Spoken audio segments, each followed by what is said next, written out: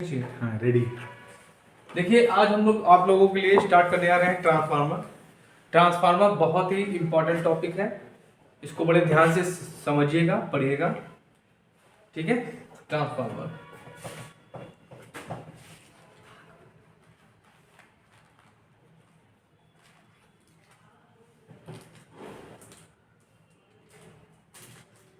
Transformer को हिंदी में बोलते हैं परिणाम मित्र। परिणाम मित्र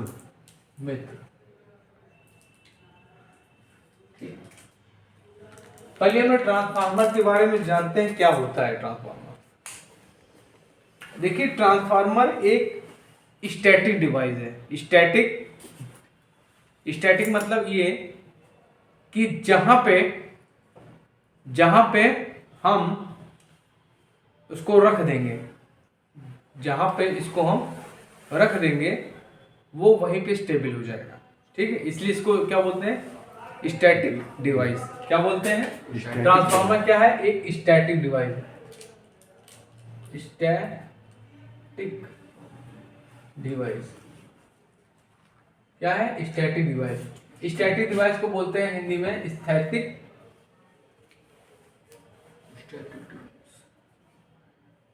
युक्ति। क्या बोलते हैं, स्थैतिक युक्ति, ठीक है। ट्रांसफार्मर क्या है, स्टैटिक डिवाइस है, ठीक।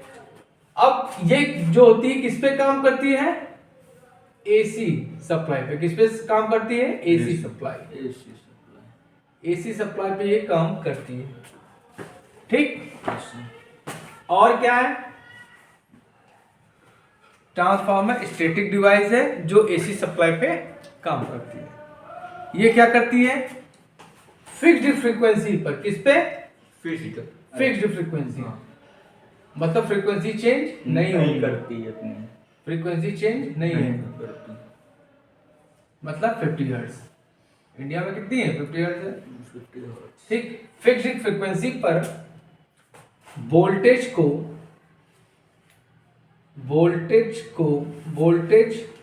और करंट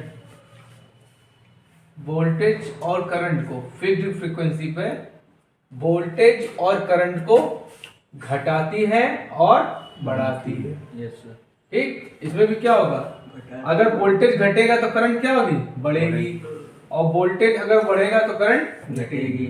समझ में, मतलब फिक्स्ड फ्रीक्वेंसी पर वोल्टेज और करंट को घटाता और बढ़ाता है, ठीक। अगला पॉइंट क्या, किस सिद्धांत पे काम करता है, ये आपका म्यूचुअल इंडक्शन पे काम करता है। म्यूचुअल इंडक्शन पढ़ा है तुम लोग को हमने, म्यूचुअल इंडक्शन पे काम करता है, म्यूचुअल इंडक्शन पर काम करता है, ठीक। अब इसमें जो आपका फ्लक्स उत्पन्न होता है वो किसके कारण होता है, फैराडे के इलेक्ट्रोमैग्नेटिक इंडक्शन के कारण। मतलब फैराडे के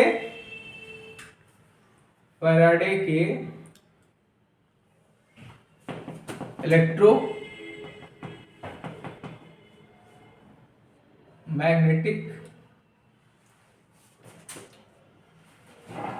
इंडक्शन पे काम करता है, इलेक्ट्रोमैग्नेटिक इंडक्शन पे काम करता है। ये मैं आपको ट्रांसफार्मर का परिचय दे रहा हूं, इंट्रोडक्शन दे रहा हूं, ट्रांसफार्मर होता है क्या, ठीक है। अगला पॉइंट, इसमें दो वाइंडिंग होती है। क्या होती है, टू वाइंडिंग्स। इसमें क्या होती है, टू वाइंडिंग्स होती है। जैसे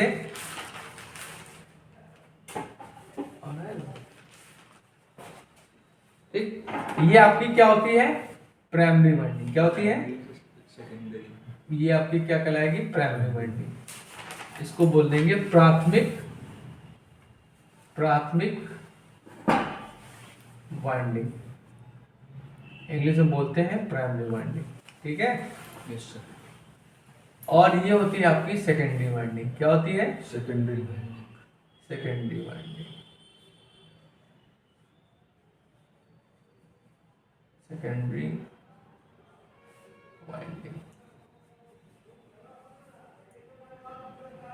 अब मैं आपको ऐसी चीज बताने जा रहा हूं जो आपकी बुक में भी नहीं है। तो बड़े ध्यान से सुनिएगा। ये वाइंडिंग जो होती हैं ये क्या होती हैं,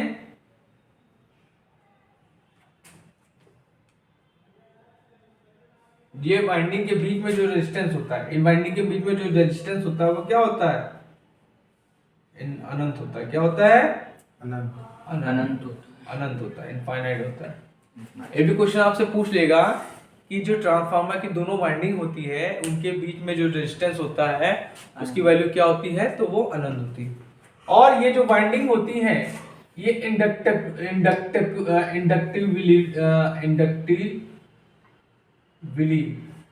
इंडक्टिवली जो है लिंक होती है। ठीक है, ठीक है। अच्छा, एक क्वेश्चन आपसे ये भी पूछेगा कि अगर हम ट्रांसफार्मर को डीसी सप्लाई देते हैं, ठीक है, भी समझ लो, अगर आपसे पूछे कि ट्रांसफार्मर को अगर हम डीसी सप्लाई दे दें क्या होगा, तो क्या होगा, डीसी सप्लाई देंगे तो प्राइमरी वाइंडिंग क्या हो जाएगी, बर्न हो जाएगी। क्या हो जाएगी, जल जाएगी, प्राइमरी वाइंडिंग बर्न हो जाएगी। ठीक, ये हो गया आपका ट्रांसफार्मर। ठीक।